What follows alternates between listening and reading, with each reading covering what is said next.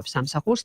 ამის შესახებ აუჩერებს სწორედ სააგენტო ინფორმაცია, შესაბამისი მოთხოვნით განცხადებები უკვე დაწერილია წასვლის შესახებ, გადაწყვეტილება ჯამში 9 სოციალურმა მუშაკმა მიიღო. თემის განხილვა და პასუხები მათ შეკითხვებზე გადავწყვიტეთ, რომ მივიღოთ სოციალური მომსახურების სააგენტოსგან მეურვეობისა და მზრუნველობის სამმართველოს უფროსი ეთერ ცხაკაია გვიერთდება ღია ეთერში. მოგესალმებით, ქალბატონო ეთერ, მადლობა რომ იღებთ გადაცემაში მონაწილეობას. მოგესალმებით. რამდენად ადასტურებთ ინფორმაციას, რა გახდა სამსახურიდან წასვლის მიზეზი სოციალური მუშაკებისა, რა ინფორმაციას ფლობთ თქვენ და რა არის თქვენი პასუხები მათ ძირითად მოთხოვნა პრეტენზიებზე? მოთხოვნა არის რამდენიმე და პრობლემაც სამუშაო ინსტრუმენტების შემუშავებას და გადამზადებას ითხოვდნენ, როგორც ისინი ამბობენ, ღირსეულს სამუშაო გარემოს და პირობებს, მათ შორის ტრანსპორტირების ხარჯების ანაზღაურებას, სამუშაო ჯგუფის შექმნას, რომელიც სოციალური მუშაკების პრობლემების მოგვარებაზე იმუშავებდა თავად. რა აღიარებს თუ არა სისტემა პრობლემას ამ კუთხით, რა პრობლემებს ხედავთ, რა მოწვევებია და როგორ გეგმავთ პრობლემის მოგვარებას და საკითხის დარეგულირებას?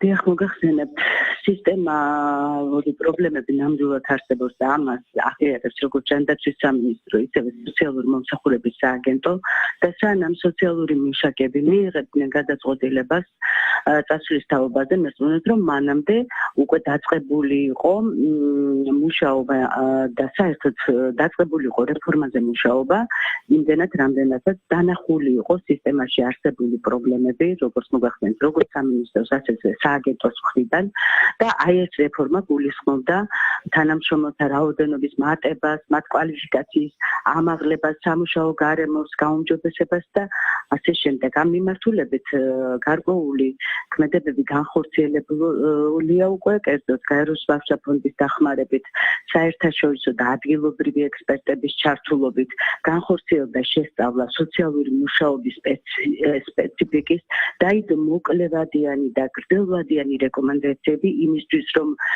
მოხდეს სოციალური მუშაკის გამოთავისუფლება და დროის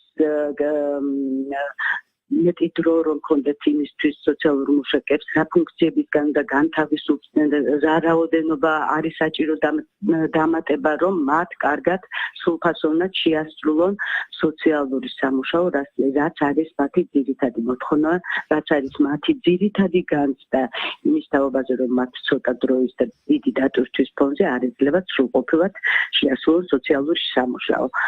და ის როგორც მოგახსენეთ, მოკლევადიანი გეგმები, ასევე გრძელვადიანი. ასევე როგორც თქვენთვის ცნობილი ალბათ შემუშავდა სოციალური მუშაობის შესახებ კანონი და ესეც მინდა გითხრათ, რომ ფაქტობრივად ჩვენი სოციალური მუშაკების თხოვნის საფუძველზე ინიცირებას გაკეთდა ჯანდაცვის სამინისტროსთან და დღეს უკვე გვაქვს კანონი, რომელიც ნამდვილად არის საფუძველი იმის, რომ მათი როგორც სამუშაო პირობები, დაცულობა, ასევე კვალიფიკაცია გათვალისწინებულია და უკვე გვალავდებულობს, ასევე რაოდენობა არის დაწესებული მათი кейსების.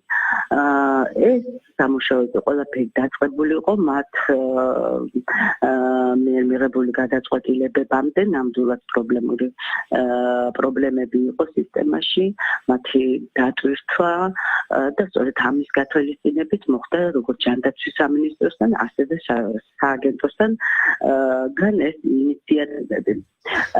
რაც შეეხება ამ ეტაპზე პირადად მინისტრის მოადგილე ქალბატონი თანაბარკალაია ხვდება თითოეულ ჯგუფს სოციალური მუშაკებისას გულში განხორციელდა შეხვედრა როგორც დიდუბის, ასევე განანადგურების სოციალურ მუშაკებთან, რომლებიც ამ ეტაპზე მუშაობიდან ჯერჯერობით არ არიან სამსახურებიდან დასრულები თავის განცხადებები კი აქვს დაწელი, მაგრამ არ ვიცი საბოლოო გადაწყვეტილება როგორი იქნება მათი გადაამისა მინისტრის ხელმძღვანელობით შეიქმნა საკოორდინაციო საბჭო, სადაც წარმომადგენლობით ეს საბჭო და ბატონი მინისტრი არის ხელმძღვანელი მოადგილე ქალბატონი თამილა ბარკალაია, სადაც სოციალური მუშაკებს მიეცემათ შესაძლებლობა დააყენონ ნებისმიერი პრობლემული საკითხი ერთი საბჭოს ხდომა უკვე შედგა და სოციალური მუშაკებს მიეცათ საშუალება რომ თავისი პრობლემების შესახებ ესაუბროთ, გარდა პრობლემების დასმის და რა თქმა უნდა გადაჭრის გზებზეც იმისჯელებს ეს საბჭო და ვფიქრობ რომ ნაბიჯ გახორციელდება ყველა ის ცვლილება, ყველა ის საჭირო აქტივობა, რაც ესაჭიროება სოციალურ მუშაკებს, რომ ქონდეთ კარგი ფიზიკური სამუშაო გარემო, რომ მათ მიეცეთ პირობები იმისთვის, რომ დახმარება გაუწიონ ბენეფიციარებს და რაც მთავარია მიაწოდონ ისეთი მომსახურება, ისეთი სერვისი სოციალური მუშაობის, სოციალური სამუშაო ჩაატარონ, რომელიც ამა თუ იმ სამიზნე ჯგუფისთვის არის საჭირო.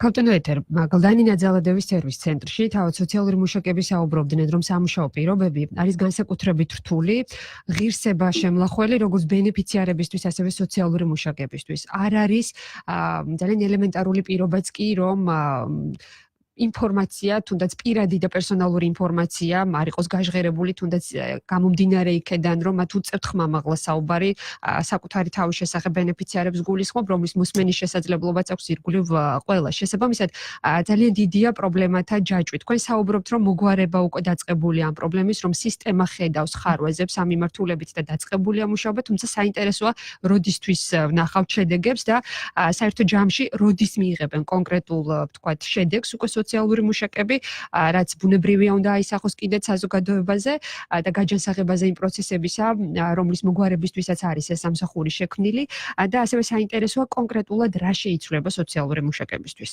და როდიდან ბუნებრივია. იცით რა შესაქმე, რაც შეეხება გლდანის ფიზიკურ გარემოს, მე გეთანხმებით, მე არაერთხელ ვარ ნამყოფი გუშინ მინისტრის მოადგილესთან ერთადაც ვიყავით და იქ ნამდვილად ცუდი ფიზიკური გარემოა, თუმცა კი იმავე შენობაში პირველ სართულზე უკვე დამთავრებული არის რემონტი და საკმაოდ მაღალი ხარისხის რემონტი და კარგი ფიზიკური გარემო იქნება, რომელიც ძალიან ახლო მომავალში გაიხსნება, რაც შეეხება სამომავლოდ სოციალური მუშაკების რა ცვლილებები შეეხება და რა რეფორმები გატარდება, საჭიროებების გამოკვეთა მოხდება საბჭოზე, დაიგეგმება ეს ყველაფერი და მე ვფიქრობ, რომ უნდა დაიგეგმოს და დაგეგმილია უკვე და მინდა გითხრათ, ვაკანსიებიც არის გამოცხადებული, რაოდენობრივად აუცილებლად უნდა გაიზარდოს სოციალურ მუშაკთა რაოდენობა და ამ მიმართულებით უკვე დადებულია ვაკანსიები, გამოცხადებულია და რაც შეეხება მხოლოდ რაოდენობრივი, ასევე მსჯელობა მიდის მათი ხელფასების მომატებაზე და ტრანსპორტის პრობლემის მოგვარებაზე, რაც ასევე მათთვის პრობლემურია ტრანსპორტირებით და ვფიქრობ, რომ ძალიან ახლო მომავალში ეს პრობლემები მოგვარდება, რაც შეეხება მათ რაოდენობებს და სხვა, იცით დღეს ისეთი მდგომარეობაა, რომ მათ ძალიან ბევრი ფუნქცია აკისრიათ. ცოტა ფუნქციების გადანაწილებაც უნდა მოხდეს, ამასაც ითვალისწინებს სოციალური მუშაობის შესახებ კანონი და ავალდებულებს კანონი ყველა სახელმწიფო სტრუქტურას, მათ ჰყავდეთ თავიანთი სოციალური მუშაკი, რომელიც თავის სფეროში განახორციელებენ სოციალურ სამუშაოს და სამწუხაროდ მოხდა ისე, რომ ჩვენი სააგენტო არის მეურვეობისა და მზრუნველობის ორგანო და მათ ამ მეურვეობისა და მზრუნველობის ორგანოს ფუნქციებს და სოციალური მუშაობის ცოტა აღრევა მოხდა, იმიტომ რომ ჩვენ სოციალური მუშაკებს მხოლოდ ჩვენ სტრუქტურაში არ უწევთ, რა თქმა უნდა, თანამშრომლობა მულტისექტორული სახელმწიფოთა შორის თანამშრომლობა უნდა იყოს, მაგრამ კანონი ავალდებულებს ყველა სახელმწიფო სტრუქტურას ყავდეს თავისი სოციალური მუშაკი, რომლებიც განახორციელებენ დაკისრებულ ფუნქციებს. ჩვენი სოციალური მუშაკები უნდა გამონთავისუფლონ იცოდნენ მათ ცოტა მიმართულებები უნდა შეუმცირდეთ რაც გადანაწილდება სახელმწიფო სტრუქტურებს შორის და ძალიან მნიშვნელოვანია ამ კანონის მიხედვით რომ ხდება თვითმმართველობამდე სოციალური სამუშაოს ჩასვლა ანუ თვითმმართველობები აქტიურად უნდა ჩაერთონ რაღაც გარკვეული ფუნქციები უნდა შეასრულონ ეს იქნება პრევენციის დონე ეს იქნება მომსახურებები რომელსაც ვალდებულება უნდა აიღონ და გადავიდეს თვითმმართველობის დონეზე ამ მიმართულებითაც უკვე დაწყებულია მუშაობა და ვფიქრობ რომ რაოდენობის ზრდა მათი ტრანსპორტირების პრობლემის მოგვარება ფუნქციების გადანაწილება მისცემს მათ საშუალებას რომ ცოტა გამოთავისუფლდნენ და შეასრულონ სოციალური სამუშაო უფრო მაღალ კვალიფიციურ მაგალ პროფესიულ დონეზე. Ქალბატონო ეთერ, თქვენ აღნიშნეთ რომ სისტემა ხედავს პრობლემას, თუმცა ტრაგედიამდე და საყოველთაო პროტესტამდე რატო ვერ უმკლავდებოდა სისტემა არსებულ პრობლემებს საინტერესოა. შეასაკმე საერთო სამინისტრომ და სააგენტო პრობლემების სისტემური დაინახა ტრაგედიამდე. მოდით შევთანხმდეთ იმაზე, რომ ამ ტრაგედიას სამწუხაროდ სისტემაში არსებულ პრობლემებთან კავშირი აქვს. Ჩემდა ძალიან სამწუხაროდ მოხდა ისე, რომ აქ რაღაცა გარკვეული სისტემა ამ შემთხვევაში სისტემის სარვეზები არ ეხება მომხდა შეკვრას. უბრალოდ ეს იყო ალბათ საბაბი, რამაც დააძაბა გააღიზიანა ყველა სოციალურ მუშაკს მორალური პასუხისმგებლობა აქვს თავის ბენეფიციარზე გარდა იმისა, რომ ფუნქციურად უნდა შეასრულოს ყოველდღე და აი ამან გამოიწვია ეს პროვოცირება, თუ მანამდე სისტემაში არსებული ხარვეზები რა თქმა უნდა იყო დანახული და დაიწყო მუშაობა და მე მოგახსენებ რამდენი აქტივობა არის ამისთვის ჩატარებული. სამწუხაროდ ერთბაშად უცებ ერთად ყველაფერი არ ხდება მიუხედავად იმისა რომ ჩვენ ამის დიდი სურვილი გვაქვს ვფიქრობ რომ გარკვეული დროის განმავლობაში ეს პრობლემები მოგვარდება ყოველ შემთხვევაში სააგენტო სამინისტრო ყველაფერს გააკეთებს იმისთვის რომ ეს პრობლემები მოგვარდეს და რაც შეეხება ამ ტრაგიკულ შემთხვევას სისტემის ხარვესთან ნამდვილად არ ქონია კავშირი. გასაგებია ბოლო შეკითხვას დაგისვამთ თქვენ აღნიშნეთ რომ გარკვეული ტიპის რეგულაციების შედეგად გაუმჯობესდება სოციალური მუშაკების პირობები. ასევე საინტერესოა თქვა კონკრეტულად რა მოვალეობის შესრულება მოუწევს ამ შეღავათების მიცემის თუ დამსახურებული შეღავათების როგორც სისტემა უწოდებს, ხო? მიცემის შემდეგ სოციალურ მუშაკებს. რა შევა მათ ძირითად მოვალეობებში? აღნიშნეთ რომ ძალიან დიდი ტვირთი აწევთ მათ შესასრულებელი და დაკისრებული მოვალეობების მიღმა.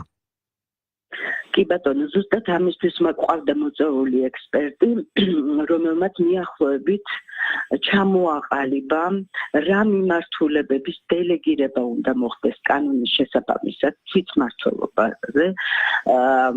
პრევენციული კომპონენტი, რომელიც ძალიან მნიშვნელოვანია, ალბათ სამომავლოდ უკვე თვითმმართველობამდე უნდა გადავიდეს, იმიტომ რომ თვითმმართველობა უფრო კარგად ხედავს პრობლემებს. განსაკუთრებით იმ ოჯახის პრობლემის, სადაც ბავშვია და სადაც დაუშვათ ბავშვს რაღაც საჭიროება აქვს, საჭიროებებს თვითმმართველობის დონეზე. რაც შეეხება სხვა ფუნქციებს, მინდა გითხრათ, რომ ეს ფუნქციები მათ კანონით, სხვადასხვა კანონებით ევალება ისეთი როგორიც არის მაგალითად არასოციალურთა მარცხაჭროების კოდექსი არის ფსიქოსოციალური საჭიროების პირების შესახებ კანონი და ასე შემდეგ ვფიქრობ რომ კანონმდებლობის დონეზე უნდა მოხდეს გადახედვა და აი ეს ნაბიჯ შეთანხმებით მოხდება საბოლოოდ ჩამოყალიბდებით რაუნელი ფუნქციებისგან გამოთავისუფლდება რა ფუნქციების დელეგირება მოხდება სხვა სტრუქტურებზე ეს სამუშაო და 21 წლამდე აუცილებლად უნდა გაკეთდეს, განხორციელდეს. მინდა გითხრათ, რომ ამ სოციალური მუშაობის შესახებ კანონის შემდგომ დამტკიცდა სამოქმედო გეგმა. ეს სამოქმედო გეგმა უკვე დამტკიცებულია და გაწერილია ყველა სისტემის, ყველა სტრუქტურის ფუნქციები. როდის მოხდა ამის დამტკიცება, ქალბატონო ეთერ? რომ 21 წლისთვის შევხვდეთ კანონის მომზადებულები.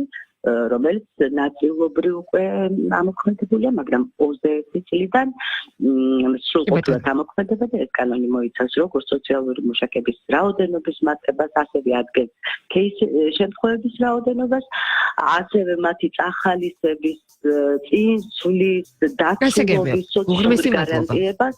რომელსაც მოიცავს ეს კანონი. უღრმესი მადლობა. ამხრივ ეხლა ძალიან დიდი მუშაობა მიმდინარეობს სამოქმედო გეგმის პარტიაში. უღრმესი მადლობა სოციალური მომსახურების სააგენტოს მეურვეობისა და მზრუნველობის სამმართველოს უფროსი ეთერ ცხაკაია საუბრობდა, რომელმაც განაცხადა, რომ სისტემა აღიარებს პრობლემას. საუბარია სოციალური მუშაკების მიერ მიღებულ გადაწყვეტილებაზე სამსახურიდან წასვლის შესახებ 9 განაცხადია საერთო ჯამში დატოვებული, თუმცა კალბატონ ეთერმა აღნიშნა, რომ ჯერჯერობით მიუხედავად იმისა, რომ განცხადება დაწერილი ამათი დაკმაყოფილება არ მომხდარა, კომუნიკაცია მიმდინარეობს სწორედ ამ წუთებშიც და როგორც საუბრობდა სოციალური მომსახურების სააგენტოს წარმომადგენელი, მოხდება სოციალური მუშაკებისთვის ხელფასების ზრდა, გზის ხარჯების ანაზღაურება და სამუშაო პირობების გაუმჯობესება.